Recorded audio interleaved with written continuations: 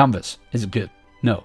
In this game, you basically paint by numbers, except there's no numbers and you just fill in glowing spots. Firstly, the brush and how it feels to paint is quite realistic. Unfortunately, there's only 2 brush sizes and they vary from big to huge. This means making slight adjustments or creating tight angles is very difficult. That is, unless you leave autocorrect on. This feature will erase any paint from a section that it shouldn't be in. This makes the game far too easy. Personally, I turned it off as I didn't see the point. The tracking for taking the paintbrush off the canvas was a little wonky. I found it near impossible to lift my brush without leaving a small streak. Speaking of mistakes, there was a few occasions where the tracking would glitch for a split second, only to leave a big mark on my painting.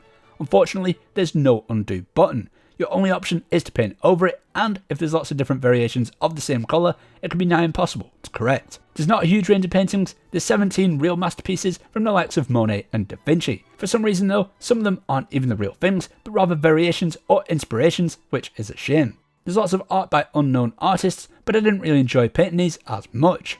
Unfortunately, despite having quite good paint mechanics, you can't make your own art on a blank canvas. Sure, you could use one of the templates to make your own, but when you display it on the wall, it will only ever say the Mona Lisa rather than the stick man. There's background music that plays. It was such a weird mix of semi-relaxing music, but it's the sort of stuff that you only ever hear while on hold to customer service. Also, it had a tendency to randomly stop start, and thus I muted it after about an hour. That was Kanvaz, and I give it a 5 out of 10.